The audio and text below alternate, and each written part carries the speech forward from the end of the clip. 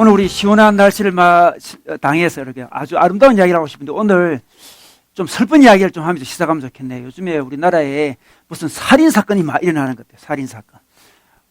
저도 군에 다녀왔지만 이 군에서 우리 윤일병이 구타 당해가지고 사망해가지고 있잖아요. 이게 온 나라가 굉장히 지금 힘들고 시끄러운 그런 상황이 있고요. 포천에서는 또 내연남을 죽였다는 등 그런 이야기도 있고요. 우리나라만이 아니고 전 세계적으로도 지금 이스라엘 팔레스타인 관계 때문에 제가 신문 보니까 1900명이 죽었더라고, 민간인이. 그래서 사람이 사람을 이렇게 계속 죽이고 있고요. 또 저번에는 또 우크라이나 그쪽에 반군이 이렇게 미사일 쏘아가지고 이렇게 민간 항공기가 추락해가지고 다 죽는 이런 일이 막 벌어지는데 사람이 사람을 저게요. 제가 저번에 한번 영화 혹성탈출 우리 한결이라고 우리 애랑 친해지기 위해서 고민하다가 혹성탈출 보러 갔는데 보니까 원숭이들이 등장하더라고요. 침팬지 원숭이 등장하는데 침팬지 왕이 시즈더라고. 이름도 시즈더라고. 그 친구가. 그런 이야기 하대요. 침팬지는 침팬지를 죽이지 않는다. 그러더라고요. 어디서 많이 듣던 이야기예요. 이거 어디서 우리 인간을 따라하는 것 같아 보니까 침팬지는 침팬지를 죽이지 않는다. 그래가지고 이렇게 있다가 부함이 배반하잖아요. 배반했는데 배반을 막 싸우다가 이제 배반한 애를 죽이려는 순간에 배반한 애가 아니 침팬지는 침팬지를 안 죽이잖아. 그러니까 너는 침팬지가 아니야 하면서 죽이는 거 봤는데 여러분 참 이 침팬지도 침팬지 죽이면 안 된다는 거 아는가 봐요. 지금 우리는 압니다. 우리 사람은 사람을 죽이면 되지 않는 거 다 알고 이 고대로부터 모든 법 있잖아요. 법문이 쭉 있는데 살인죄가 가장 큰 죄였습니다. 무조건 살인죄가 제일 큰 거예요. 지금 그렇죠? 그렇잖아요. 인간이 인간을 죽이는 게 가장 큰 죄로 고대로부터 쭉 내려오고 있는데 오늘 우리 주님께서 우리에게 살인 이야기를 하세요. 우리 보고 살인하지 말라. 그게 윤리라고 이야기해요. 이건 너무 쉬운 윤리가 아닌가? 여러분 살인 안 하셨잖아요. 옆에 한번 인사해 볼래요? 살인하지 맙시다. 인사하겠습니다. 살인하지 맙시다. 예. 네. 다들 부담이 없는 것 같아 보니까 전혀 그 정도야 이렇게 그렇게 이야기하는데 이 10계명 안에 6계명이 살인하지 말라는 거거든요. 그래서 사람들이 10계명 중에 내가 가장 자신 있게 지킬 수 있는 계명이 있다. 이 별로 어렵지 않다 이거. 그래서 살인하지 말라. 굉장히 쉬운 계명이야 이거. 그렇게 생각할 수 있는데 오늘 우리 예수님이 오늘 살인하지 말라는 걸 갖고 이야기를 하고 계시는데 아니 살인 안 하는 거 침팬지도 안 한다는데 살인 안 하는 게 무슨 매력적인 윤리가 될 수 있을까요? 살인 안 하는 거. 살인하지 말라 그러는데 이게 어떤 의미가 있을까요? 이게 어떤 살인을 하지 말라는 걸까요? 지금 단순히 눈에 보이게 몸을 쳐서 죽이는 그 이야기를 하는 걸까요? 오늘 그 말씀을 나누면서 우리가 어떻게 하면 사람을 살인하지 않고 이 매력적인 윤리를 풍기면서 살 수 있는지를 함께 나누고 싶네요. 오늘 말씀 함께 읽도록 하겠습니다. 오늘 마태복음 5장 20절에서 26절까지 읽도록 하겠습니다. 제가 먼저 읽겠습니다. 내가 너희에게 말한다. 너희의 의가 율법 학자들과 바리새파 사람들의 의보다 낫지 않으면 너희는 하늘나라에 들어가지 못할 것이다.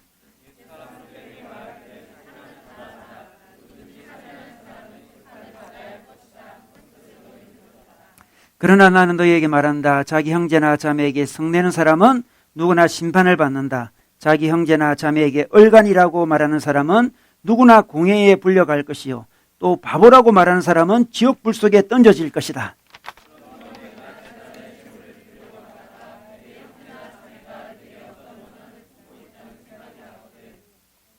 너는 그 재물을 제단 앞에 놓아두고 먼저 가서 내 형제나 자매와 화해하여라.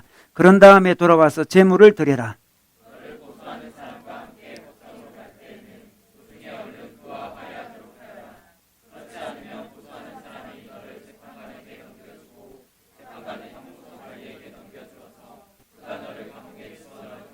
다 같이 내가 진정으로 너희에게 말한다. 너희가 마지막 한 분까지 다 갚기 전에는 거기서 할 것이다. 네, 우리 살인하지 말라는 요 말씀을 가지고 여러 가지 적용을 할 수 있는데 이걸 문자적으로 적용할 수 있습니다. 이 말씀은 그냥 육체적으로 살인하지 말라는 그 정도다 이렇게 생각할 수 있습니다. 우리 신앙인이 아니더라도 우리 사형 제도를 폐지하자 주장하는 사람들 있잖아요. 그래서 우리나라는 사실 1997년도에 우리 그때 이 김영삼 대통령 그분이 대통령 시절에 사형 집행이 일어난 후로 지금까지 사형 집행이 되지 않아요. 사형수들이 굉장히 많긴 한데 사형을 집행하지 않습니다. 그래서 지금 사형제에 대해서 논란이 막 되다 보니까 우리나라는 사형제를 폐지는 아직 안 했습니다. 준폐지 국가죠. 실제로는 사형을 하지 않습니다. 근데 사형을 폐지하죠 주장하는 사람이 있는데 중국에서는 사형이 있잖아요. 그죠? 최근에 우리나라 사람도 중국에서 마약 밀매하다가 잡혀가지고 지금 두 사람이 처형이 됐어요. 세상에. 중국은 마약에 굉장히 민감해요. 옛날에 아편전쟁 있어요. 아편전쟁. 그때 영국에서는 아편을 이 중국에 팔아가지고 중국 사람들이 다 아편 중독자가 되었어요. 완전히 나라가 무너졌어요. 지금도 중국에 아편 먹는 사람이 한 1000만쯤 된대요. 그렇게 강하게 이렇게 밀어붙여도. 그래서 중국은 굉장히 민감해요. 하여튼 마약 보면 굉장히 민감했어. 그 사람이 뭐 영국 사람이든 일본 사람이든 한국 사람이든 다 죽여 무조건. 죽입니다. 그래서 우리나라 사람이 그렇게 관계가 좀 좋음에도 불구하고 죽는 일이 벌어졌잖아요. 그죠? 이 사형을 집행하는 쪽이 있고 사형을 폐지하는 쪽이 있는데 사형 폐지가 다 맞는 건 아니에요, 여러분. 사형 폐지 다 멋있는 것 같죠? 살인하지 말라 했다. 우리 사형 폐지론자들이다. 이 말씀 이렇게 생각하는 것은 약간 한계가 있는 거예요. 사형을 하자 안 하자 이 논리를 갖고 오늘 말씀하는 건 아니에요. 뭐 사형을 하지 말자 그러면 그 사람이 사형 안 당함으로 말미암아 다른 사람이 죽을 가능성도 있어요. 그렇잖아요. 또 그 사람이 죽인 그 사람들은 생명이 아닌가요? 그래서 사형 폐지론자를 따라서 무조건 사형을 폐지하자 주장하기가 좀 애매한 게 굉장히 많이 있습니다. 그래서 단순히 오늘 말씀은 그럼 우리 사형 폐지하자 우리나라는 우리 10계명을 지키기 위해서 6계명은 살인하지 말라 했으니까 어떤 경우도 사람을 죽이지 말자 사형하지 말자 뭐 이렇게 주장할 수 있습니다. 근데 그것은 아니라는 거죠. 지금 보이하기 정도로 하는 거는 참 쉬운 주장이잖아요. 문자적 주장. 사형 폐지를 해버리면 그럼 10계명 중 6계명을 쉽게 지킨 것이다. 이렇게 생각하는 것은 아니라는 거죠. 그뿐만 아니고 여러분 군에 안 가는 사람들 있잖아요. 자발적으로 군에 안 가는 사람들, 그 사람들을 여러분 양심적 병력 거부자라 그래요. 그래서 집총을 거부하는 거죠. 총을 잡기를 거부해요. 특히 그 이단 중에 여호와 증인이라고 있어요. 그 사람들은 군에 안 가요. 그 대신 어디로 갑니까? 감옥에 가는 거지. 감옥에 가요. 제가 고등학교 때 제 친구 한 명이 여호와 증인이 있었어요. 그 친구는 결혼 시간 있잖아요. 옛날에 결혼 시간이 있었는데 결혼 시간에 그 나무로 된 총을 잡아요. 나무로 된 총. 그 포옹을 하는 거지. 걔가 그걸 못 잡아요. 여호와 증인이니까. 그래서 결혼 시간에는 옆에서 벌 받고 있어요. 걔는 늘 벌 받고 있어요. 너무 안 됐어요. 자기 신앙 양심 때문에 그러는 건데 그래서 걔가 결국 적응을 못하고 학교를 자퇴했어요. 그 친구가. 너무 안타까운 이야기죠. 이 양심적으로 병력을 거부하는 사람이 있습니다. 여호와 증인들. 근데 그 사람들이 주장합니다. 우리는 도저히 우리는 총을 들 수가 없다. 성경 말씀에 살인하지 말라 그랬기 때문에 어떻게 총을 들 수 있느냐, 어떻게 전쟁을 할 수 있느냐, 못하겠다. 군에 못 가겠다. 이렇게 이야기를 하죠. 그래서 우리 군 대체 뭐 어떤 복무를 좀 시켜달라. 이렇게 이야기를 해요. 그것도 논란을 막 하다가 결국 우리나라 법으로 통과가 안 됐어요. 군 대체 복무를 시키면 뭐 여러 가지 어려움이 생길 수 있겠죠. 예를 들어서 요즘같이 군에 가면 겁나는 시대는 여호와 증인이 되면 돼요. 여호와 증인 되면 군에 안 가도 되니까. 그죠?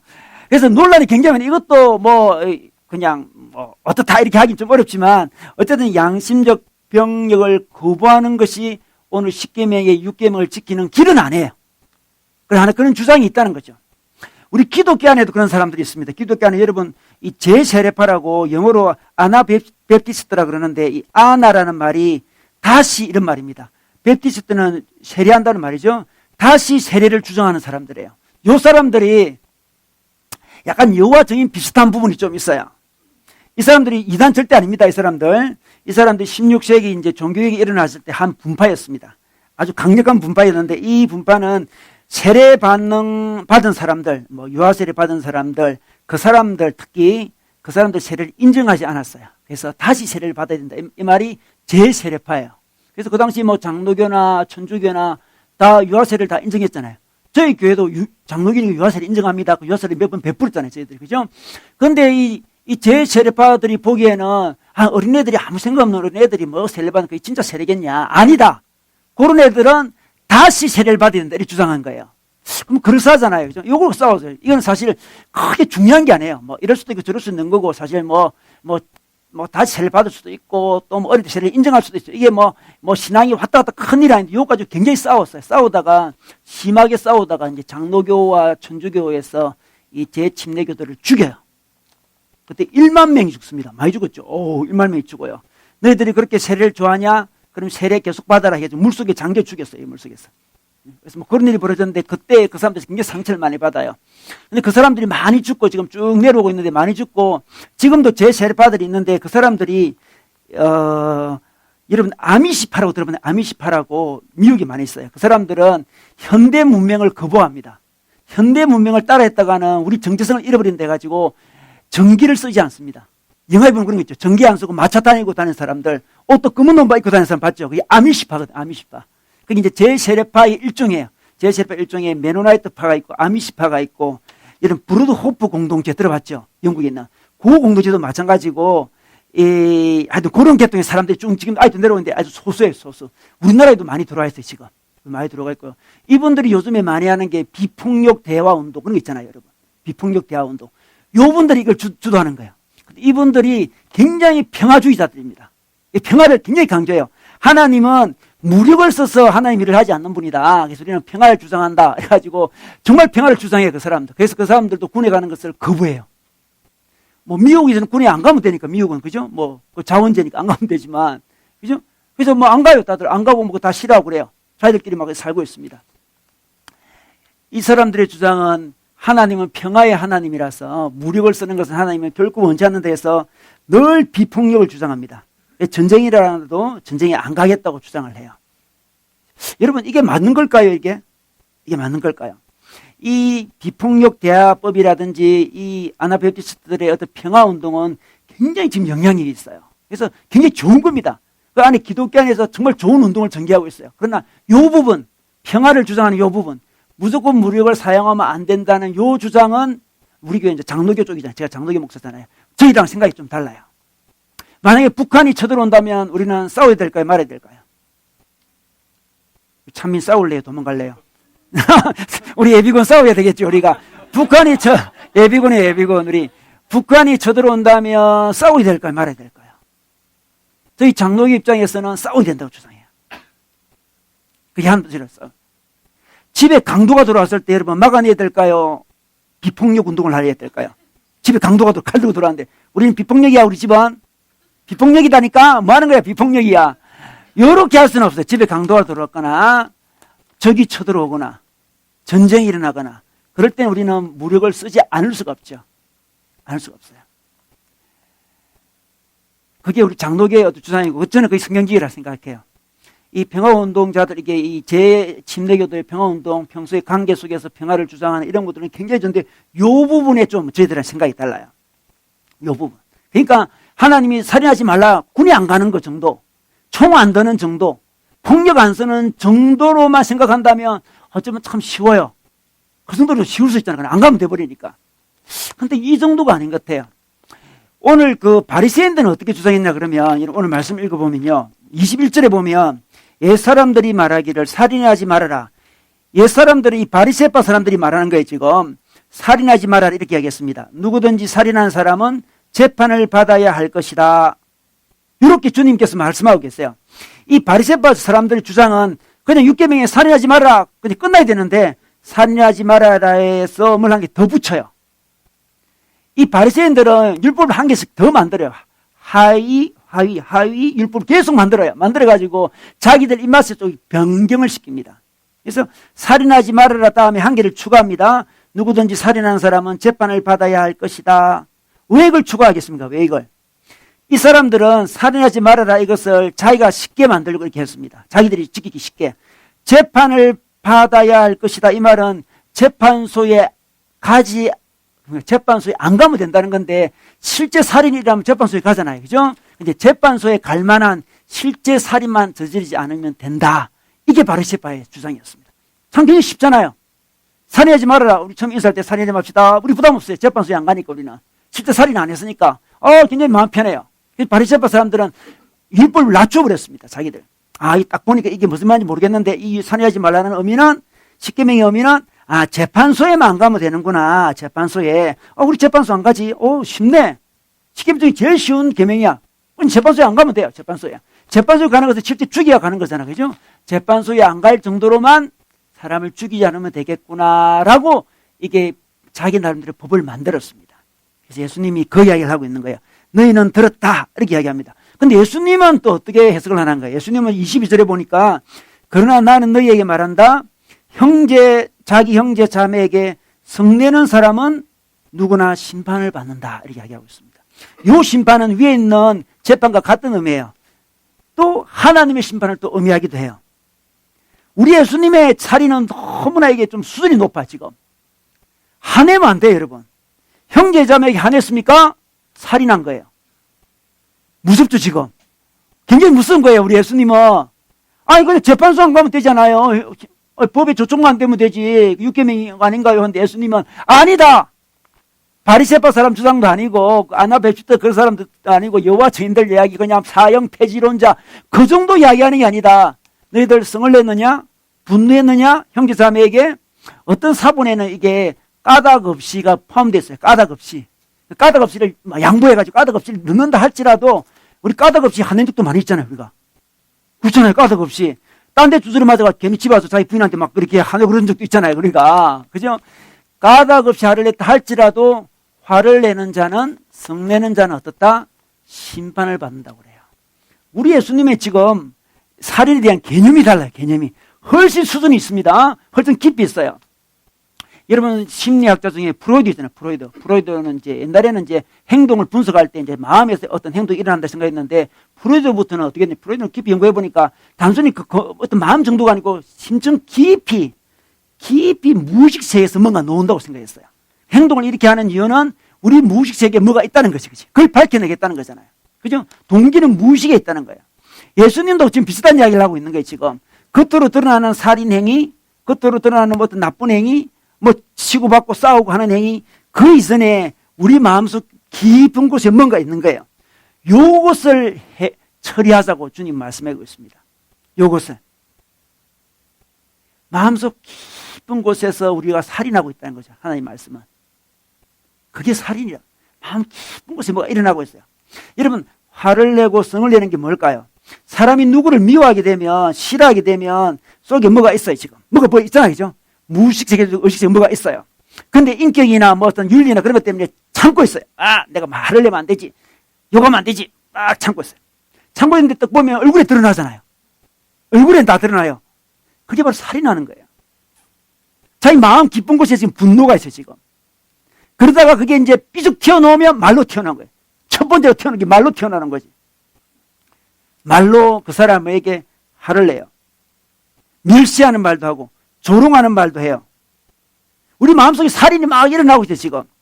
그런데 그 말 중에 어떤 말이 있냐 그러면 22절에 보니까 우리 얼간이라는 우리 하나요. 이 번역이 참 재밌어요. 얼간이. 머리 빈 놈 이 말이에요. 얼간이는 머리 빈 놈. 이 속이 비었다, 머리가 비었다. 이게 이제 헬라어로 라가라는 단어인데 우리 옛날 기억 성경에 보면 라가라 그러지 말아요. 라가가 뭐지 했잖아요. 라가는 이 얼간이란 말이에요. 텅텅 빈 놈. 여러분 혹시 텅텅 비었다고 친구를 욕한 적 있죠? 완벽한 살인이에요. 완벽한 살인죄를 지었어요. 아이, 저놈 정말 속이 비었구나. 머리 완전히 머리 비었다, 쟤. 그렇게 생각하고 그게 쌓이다 보면 어느 순간에 툭 튀어나오잖아요. 그것을 주님은 살인이라고 그래요.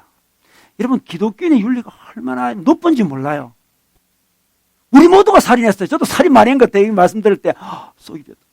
그 말을 입으로 뱉은 적도 있었던 것 같아요. 분명히 있었던 것 같고 마음으로 생각한 적도 많이 있었던 것 같아요.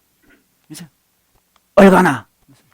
근데 무슨 영화도, 인도 영화도 새 얼간이 그 영화도 있더라 보니까 그 영화 있잖아요, 그요. 그 재밌게 본 적이 있는데 얼간이 그 뭐 좀 재밌게 뭐 얼간이를 했는데 살인이랑 살인. 우리가 다른 사람에 대해서 이렇게 나쁜 식으로 이야기하는 거 살인이에요. 뒷담화하는 것 어떤 걸까요? 살인이죠. 그렇잖아요. 살인입니다. 다른 사람의 명성을 깎아먹는 거 살인이에요. 성경적으로 이야기하면. 단순히 사형 폐지 운동, 군에 안 가고 사람 안 죽이고 이 정도 윤리를 이야기하고 있지 않습니다. 하나님의 윤리는 율법을 완성한다 그랬죠. 훨씬 깊은 차원의 윤리를 이야기합니다. 다른 사람의 명성을 깎아내리면 안 돼요. 이 다른 사람의 명성을 파괴하고 깎아내리는 사람의 특징을 보면 있잖아요. 왜 그러냐 그러면 특히 유명한 사람의 명성을 깎아내리려고 그러는데 이 자기를 좀 이렇게 부각시키려고 그러는 거예요. 그게 바로 나 저 유명한 사람, 저 사람이 허점도 알고 있어. 이야기합니다. 너 몰랐지? 쟤 그런 애야. 몰랐지? 저 유명한 사람, 뭐 이렇게 지도자들, 지도자 좀 문제가 있어. 이야기하면서 자기를 과시하는 거예요. 다 자기 내면이 약한 사람들이고 외로운 사람들이 많아요. 그래서 누가 뒷담화를 많이 하거나 누가 높은 사람들이 뒤에서 헌덤하는 사람 보면 이렇게 반응해 주세요. 요즘 참 외롭지? 이렇게. 요즘 정말 인정받고 싶은가 봐. 외롭지 않고 인정을 충분히 받고 있고 사랑받고 있고 괜찮은 사람은 굳이 남을 그렇게 험담하지 않아도 돼요. 깎아내리지 않아도 돼요. 근데 깎아내리는 이유는 자기가 올라가기 위해서. 자꾸 깎아내리면 상대적이 올라간다 생각하잖아요. 그죠? 나는 적어도 저 인간은 아니라는 걸 부각시키는 거예요. 자꾸. 부각시키는 거죠. 그게 뭐다? 오늘 말씀에는 살인이래요. 세상에. 이럴 수가 있어요. 정말. 6계명 너무 어려워. 지금 제일 쉬운 줄 알았는데 이거 너무 쉬운 줄 알았는데 살인하지 말라고 했는데 너무 이렇게 우리 예수님 왜 저런지 모르겠어요. 왜 저를. 그죠? 또 그 다음에 바보라고 말하는 사람은 22절에 바보라고 해요. 바보. 우린 바보는 재미로 이야기하잖아요. 바보야 바보야 이렇게 바보 이야기하는데 이거 가지고 지옥에 들어간대. 지옥에 이게 이거는 또 뭡니까 이거 지옥. 이 바보라는 단어는 헬라어로 모레라는 단어인데 이 단어는 종교적으로 문제가 있는 자라는 뜻이에요. 우리가 생각하는 바보, 바라볼수록 보고 싶다, 이런 이야기가 아니고, 이 종교적으로 굉장히 문제 있는 사람, 신앙이 문제 있는 사람, 인격과 영성이 문제 있는 사람을 바보라 그래요. 우리 번역을 그렇게, 우리는 그런 단어가 잘 없으니까 바보라 그냥 번역한 거고, 원래 헬라어 의미는 그렇습니다. 우리가 누구를 볼 때 있잖아요. 그냥, 쟤는 지식이 좀 모자라. 이런 것도 죄지만, 더 큰 죄는 그 사람의 영성을 이야기하는 거예요. 그 사람의 깊은 인격, 신앙을 이야기합니다. 저 사람이 무슨 신앙이 있어? 이렇게 이야기하는 거, 그거는 재판소에 끌려갈 정도가 아니고요. 지옥불에 데려간대요. 우리는 여러분, 다른 사람의 인격과 다른 사람의 영성에 대해서, 신앙에 대해서 함부로 이야기하는 굉장히 곤란한 거예요. 굉장히 무슨 죄를 짓고 있는 거죠. 그죠? 누구의, 어느 목사님. 그 목사님 왜 저래? 목사님이 신앙이 왜 저래? 신앙이 없는 모양이야. 이런 말은 우리 마음속에 일어날 때 빨리 해결을 해버려야 돼요. 그런 걸 품고 있으면 뭐가 된다? 지옥에 떨어진다고 이야기해요. 굉장히 무서운 이야기예요, 지금. 그래서 우리는 다른 사람을 다 알지를 못해요. 어떻게 우리가 다른 사람, 그 사람 속에 들어가 본 적도 없어요. 그 사람들이 그렇게 한 이유에 대해서 완벽하게 우리는 알지 못해요. 어떻게 우리가 압니까? 근데 우리 생각으로 그 사람을 판단해서 특히 지식이 없다고 판단할 시험 쳐가지고 공부 못하면 지식이 없다 할 수 있는데 영성의 문제라든지 인격의 문제라든지 그런 문제를 너무 쉽게 판단하는 거. 그런 거는 어떻다? 지옥에 던져진다고 이야기하고 있어요. 지금 굉장히 무서운 이야기를 하고 있습니다.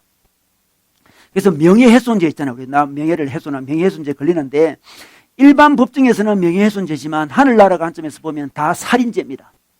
다른 사람의 명예를 훼손하는 사람은 다 살인하고 있는 거예요. 살인하고 있어요. 여러분, 살인은 열매죠, 열매. 그냥 마지막 순간에 인간관계가 가장 파괴됐을 때 마지막 등장하는 게 살인이잖아요. 이 살인하기 전에도 우리 마음속에는 수많은 내면의 살인들이 일어나요. 여러분, 자기 인생을 좌절시킨 사람에 대해서 분노가 있잖아요. 그 인간 생각하면 기분이 너무 나빠. 내 잘나가는 인생을 가로막았어. 내 인생을 좌절시켰어. 내게 고통을 주고 내게 힘듦을 준 사람들, 나의 환경을 어렵게 만든 그 사람들, 때때로는 환경을 그렇게 만든 그 하나님마저도 분노해요. 하나님께 분노한 사람 저는 굉장히 많이 만났어요. 이야기해 보다 보면 결국 하나님에 대해 분노하고 있어요. 나를 왜 이렇게 인도하신 하나님 분노하고 있어요. 그래서 마음에서부터 뭔가 일어나죠. 표정이 달라지고 눈빛이 달라지죠. 때때로 혀에서 분노가 혀 끝으로 튀어나와요. 제일 먼저 혀로 튀어나오잖아요. 그러다 실제 살인이 일어나기도 해요. 사람들이 자살하거나 살인하거나 가만히 보면 있잖아요. 그게 이제 자꾸 눌려있다가 있잖아요. 눌려있다가. 원망대기 확 눌려있다가. 파괴 본능으로 드러나는데 약한 사람은 자기를 파괴하고요. 좀 강한 사람은 남을 파괴하잖아요. 그 살인은 남을 파괴하는 거잖아요. 그 속에 그냥 확 죽인 게 아니에요. 그 속에 수많은 분노와 막 억압된 분노들 막 꽉 차 있다가 어느 순간 폭발한 거예요. 자살하는 사람들. 그 속에 분노들이 확 있다가 이미 살인이 다 일어나고 있어요. 살인이 쭉 진행 중이에요, 지금. 마지막 표절이 살인 아니에요, 지금. 쭉 진행 중이에요. 막 분노하고 있다가 세상을 때리기는 너무 힘이 없으니까 자기를 때려버려요. 자기를 죽여버려요. 그게 바로 살인이라는 거예요, 살인. 그러면 어떤 사람이 이렇게 이야기할 수 있습니다. 그런데 성경에 보니까 예수님이 화 있을진저 저주할 때가 있잖아요. 예수님이 특히 마태복음 23장은 화 있을 진저가 쫙 계속 반복되는 이게 화장이에요, 화장. 화장인데 23장에 보니까 그런 말씀 있다. 이 외식하는 이 바리새인들이야 하면서 이렇게 하나님이 이렇게 무슨 화를 내요. 뭐 저주를 합니다. 그런 거 보면서 예수님도 저주했네요. 예수님도 살인 저지르네. 예수님도 왜 그래요? 이렇게 생각할 수 있는데 그건 오해입니다, 오해. 예수님은 그때 말씀하실 때는 하나님 입장에서 심판을 하시는 말씀이에요. 인간끼리 이야기를 하는 게 아니에요. 최종적인 심판을 하시는 거예요. 그래서 우리는 예수님이 아니에요. 우리는 하나님이 아닙니다. 우리가 저주를 하면 안 돼요. 우리가 화에 설진적 그렇게 농담으로 그럴 때 있잖아요. 농담으로 더 하면 안 되죠. 예수님도 했다는데 화에 설진적 오늘 뭐 늦게 온 사람들이요 뭐 이렇게 예를 들어서 그렇게 하면 그거는 하나님 입장에서 한 이야기고 우리는 인간이잖아요. 인간끼리는 저주를 하는 것은 살인하는 거죠. 여러분 우리가 자기가 죄에 대해서 민감해질 때가 있어요. 막 기도를 많이 하면 죄에 대해 민감해질 때 죄에 민감해요. 그러면 조그만 죄도 그냥 분노가 일어나요. 저 죄를 분노가 일어나는데 그 죄를 짓는 사람에 대해서 분노가 또 일어나요. 근데 굉장히 조심해야 돼요. 죄에 대해서는 굉장히 분해도 되는데 그 죄를 저지르는 그 인간에 대해서 분노하면 살인하는 거예요. 불쌍히 돼요. 불쌍히. 여러분 예수님의 지금 살인에 대한 개념은 바리새인들 개념보다 훨씬 높아요. 여러분 요즘 우리는 어떻습니까? 우리는 살인하지 않고 있습니까? 이 기독교인들은 매력적인 윤리를 가지고 있어야 되는데 저 사람은 살인하지 않아. 근데 그 개념이 너무 달라요. 우리 마음속 깊이부터 살인이 없어지고 있어 지금 우리. 겉으로 드러난 살인 정도가 아니에요. 그거는 너무나 당연한 것이고 깊은 내면에서 살인이 없어요. 분노가 일어났다가도 주님 앞에 가져가가지고 막 해결을 막 해버려. 자기 인생을 어렵게 한 사람들, 자기 인생을 망친 사람들, 자기 인생을 괴롭혔던 사람들 속에 분노가 일어나서 우리는 다 분노 일어나잖아요. 이 세상이 완전 완벽한 나라가 아니고 이 세상은 끼어진 곳이기 때문에 상처를 주고받을 수밖에 없어요. 이 세상은. 우리 모두 다 상처를 받고 있어요 지금. 분노가 일어나요. 원망이 일어나요. 죽이고 싶어요. 어떤 때는. 죽일 정도 아니지만 그 사람의 명성을 깎아내리고 싶어요 정말. 그 사람에게 타격을 주고 싶어. 근데 그게 정리가 안 됐어. 어느 순간에 표정으로 입술로 튀어나와. 죄를 짓고 있는 거지. 근데 주님과 관계 속에서 그게 해결이 돼요. 해결이 돼. 내면에서 해결이 돼 벌써. 이게 기독교예요 이게. 사형 폐지하자. 그 정도면 얼마나 쉽겠어. 사형 폐지해버리면 되니까. 군에 가지 말자. 뭐 그거. 얼마나 쉬워요. 군에 안 가면 되고. 대신 감옥이 좀 가면 되고. 그 정도 윤리가 기독교 윤리일까요? 우리는 군에 안 가. 대신 감옥에 가. 그 여호와 증인들의 그 윤리 정도가 하나님의 윤리일까요? 그렇게 매력적인가요? 군에 안 가는 사람들. 대신 감옥 가는 사람 너무 매력적인가요? 그 정도 수준을 이야기하고 있지 않습니다. 더 깊은 수준을 이야기해요. 그럼 우리가 있잖아요. 어떻게 하면 이런 이 내면의 변화를 경험할 수 있을까요? 오늘 말씀해 보니까 우리 주님이 이런 말씀을 해요. 23절에 보니까 그러므로 이제 해결법을 가르치죠. 어떻게 하면 우리 내면에서부터 그 살인의 욕구들이 없어지는 방법을 가르쳐 주는 거죠.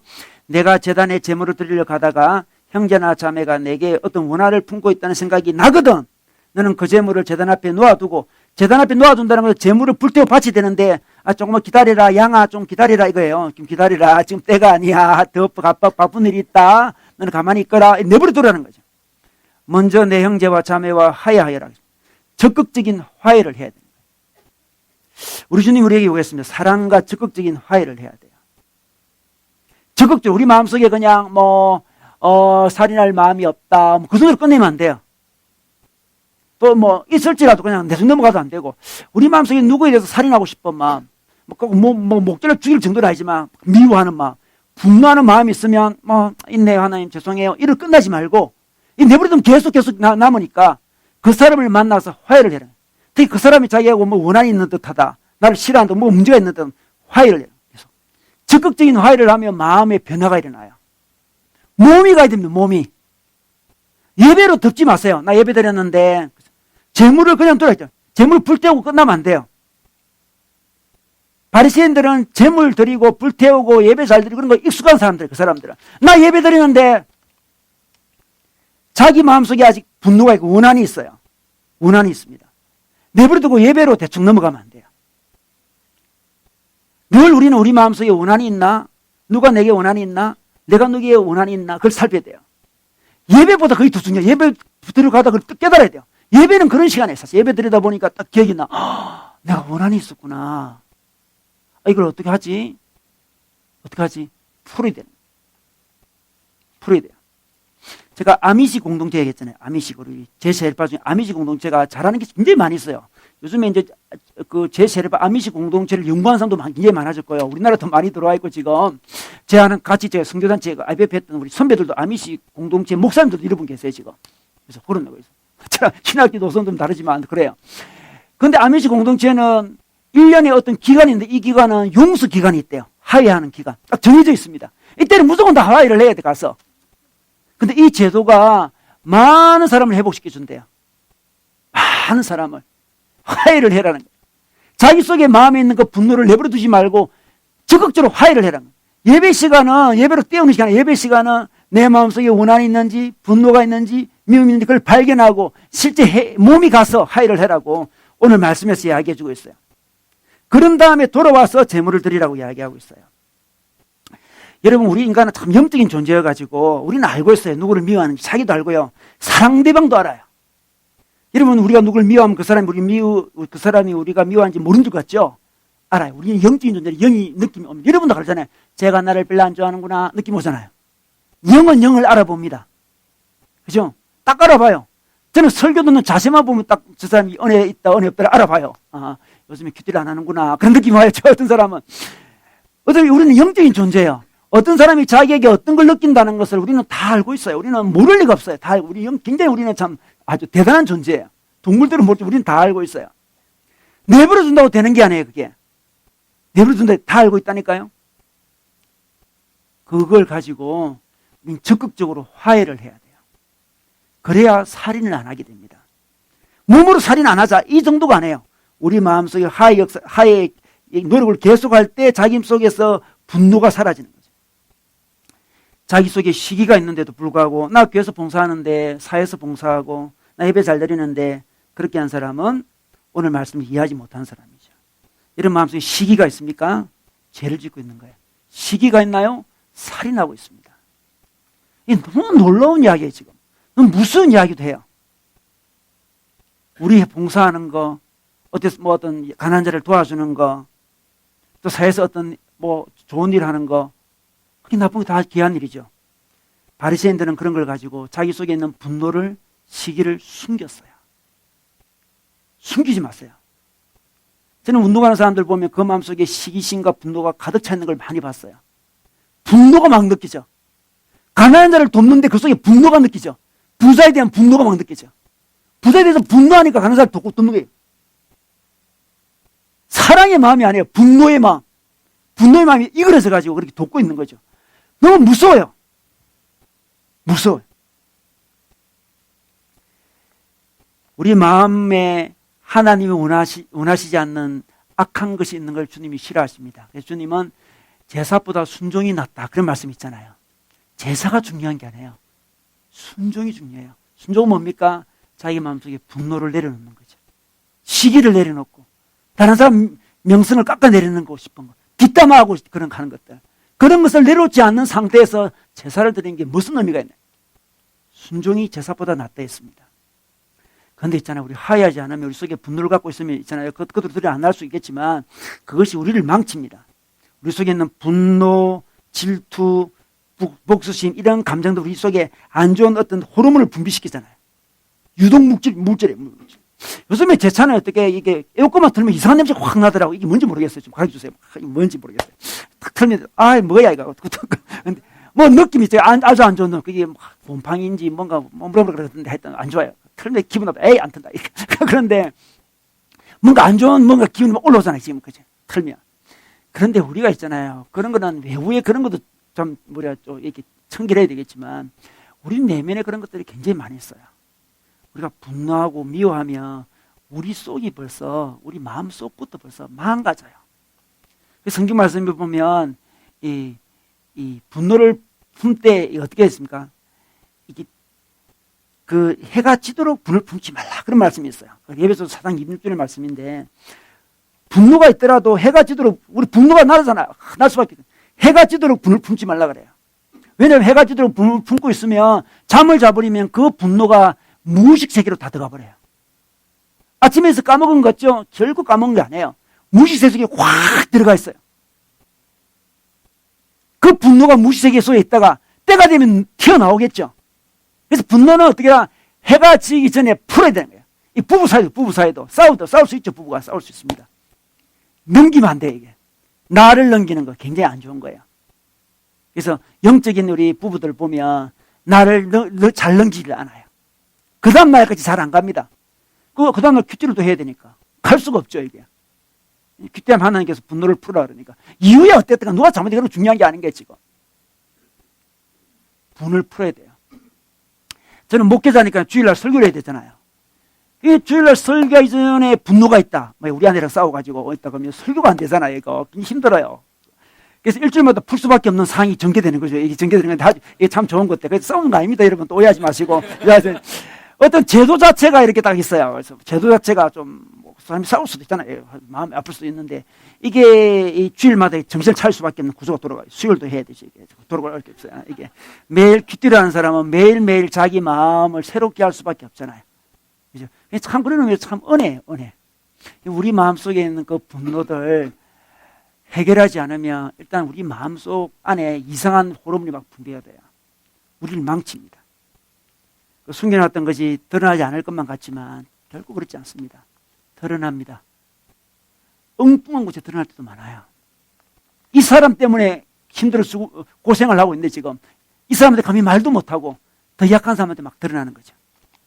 주위 관계를 망치죠. 그게 분노요 살인이에요. 우리 하나님과도 늘 화해를 해야 돼요. 오늘 그 25절에 보면 이런 말씀이 있습니다. 너를 고소하러 가는 사람과 함께 법정으로 갈 때 누가 자기를 고소하고 있어요. 법정으로 가자 고소하고 있어요. 법정까지 가면 안 돼요. 그 전에 화해를 해야 돼요. 그 전에. 이게 어떤 의미일까요? 이것은 하나님과의 화해를 이야기하는데 우리 인생은 법정으로 가는 인생이에요. 마지막 심판을 향해 가고 있어요.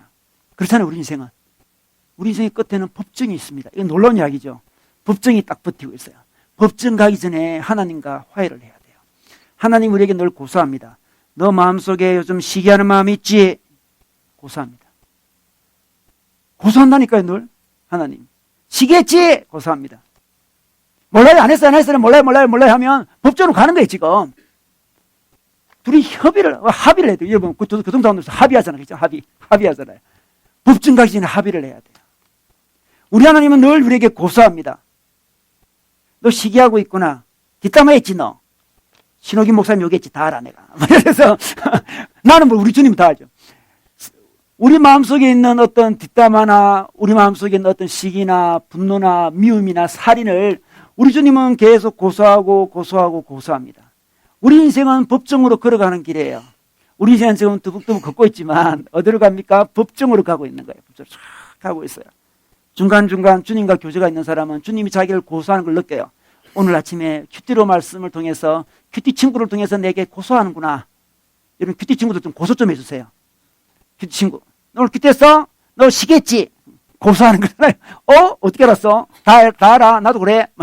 서로 고소하잖아요. 서로 고소하면서 야 우리 법정 가기 전에 우리 화해하자. 이거 법정 가면 우리가 뭐 형 땅땅 때리면 뭐가 좋겠니? 법정 가기 전에 우리 하는 게 화해하자. 그게 큐티 친구 아닌가요? 그죠? 큐티 친구 아니에요.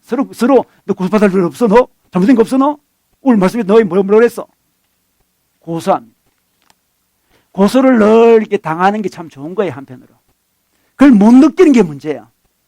우리가 죄에 대해서 민감하면 민감해질수록 고소꾼이 너무 많아요. 자기 인생에.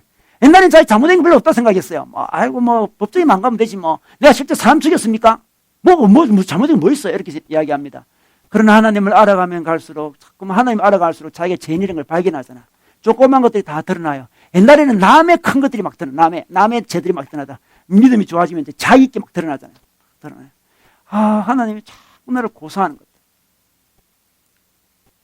조금만 잘못하면 내보고 교만하다 그러고 하나님 왜 그런지 모르겠어요. 저 엄청 교만한 사람 밖에 너무 많은데 내버려두고 내한테는 조금만 교만하다 그러고 잘못했다 그러고 시기한다 그러고 미워한다 그러고 우리 하나님 너무나 고소가 치밀해 이거 완전히 확 다가와요. 그걸 해결해야 돼요. 그런데 있잖아요. 지금 이 기독교 윤리가 너무 어렵잖아요. 지금 10개면 6개면 진짜 쉬운 줄 알았더니 진짜 어려워 지금. 어떻게 하면 좋겠습니까? 왜 이런 율법을 주고 우리를 좌절시킵니까? 그냥 좌절하잖아요. 처음 인사할 때는 뭐 살인하지 맙시다. 뭐 그래 웃었으면 했지만 지금은 살인하지 맙시다. 옆에 이야기하면 긴장이 되잖아요. 지금. 그죠? 지금은 살인하지 맙시다. 그러면 긴장이 돼요. 여러분 그 설교를 잘 듣고 있는 거죠.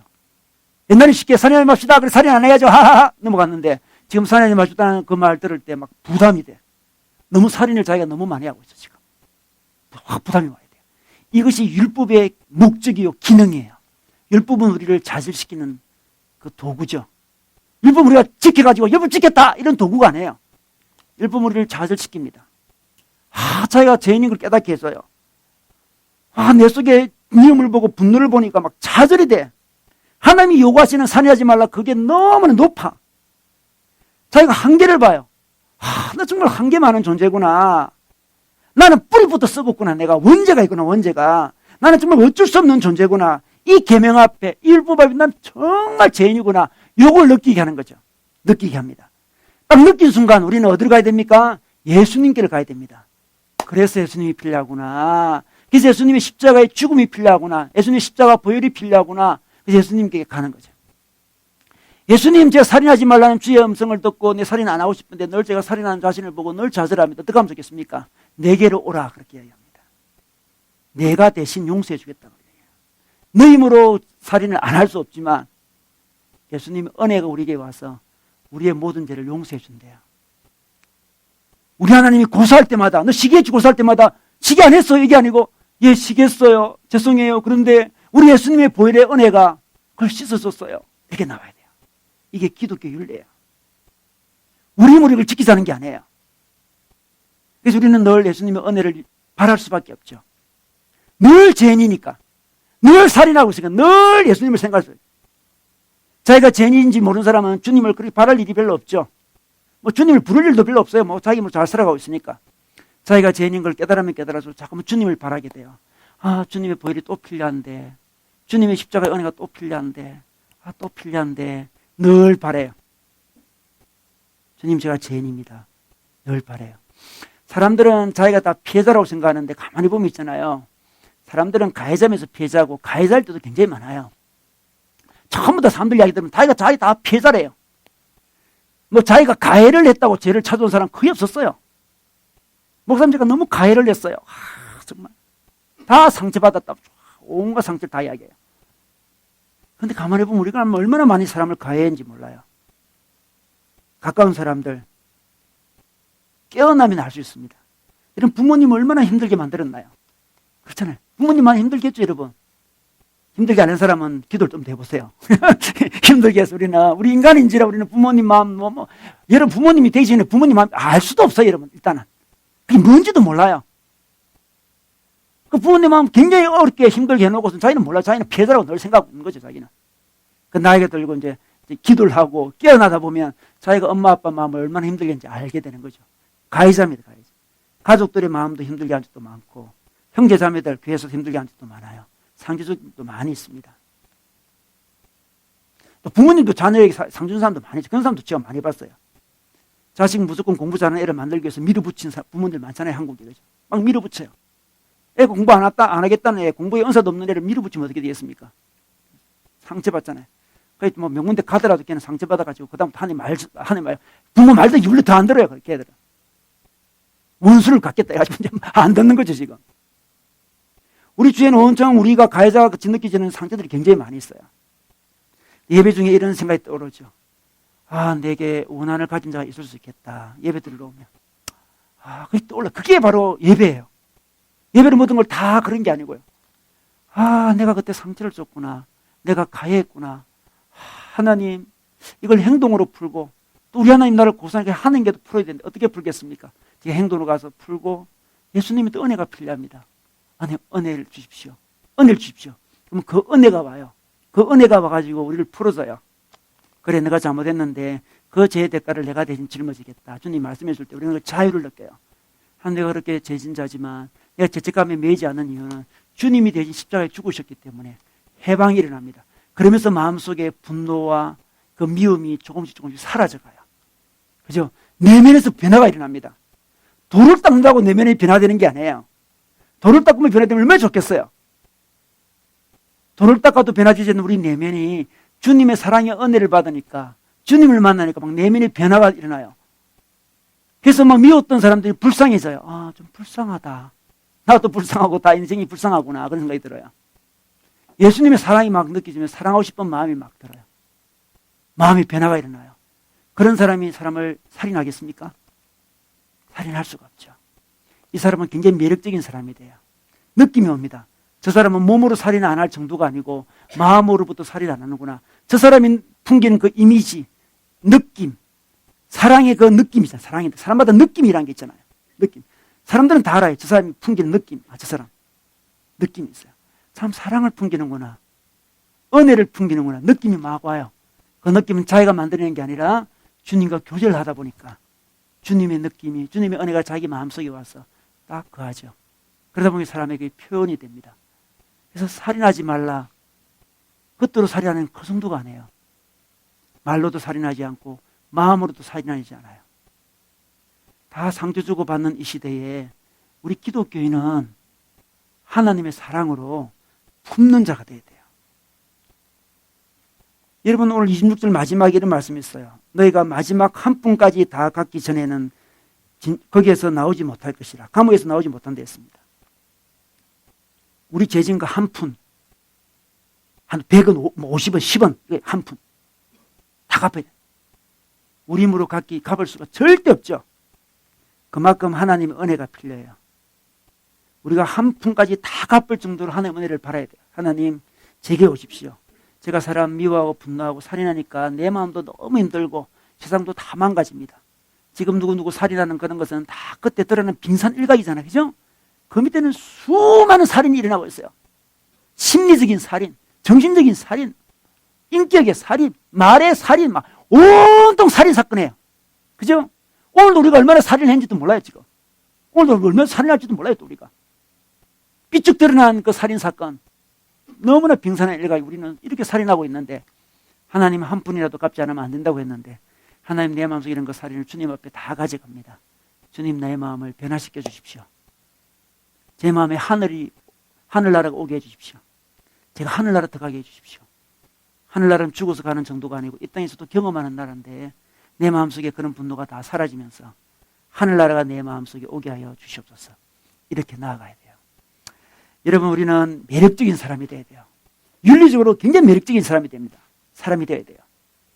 살인 안 하고 사형제 폐지하고 군에 안 가고 그 정도가 아니고 우리 내면으로부터 예수 그리스도의 보혈로 인해서 변화되어서 우리 내면에서부터 살인의 동기가 없어지는 그 은혜를 누리시길 바랍니다. 그 은혜로 사람을 살아가시기를 주의 이름으로 축원합니다.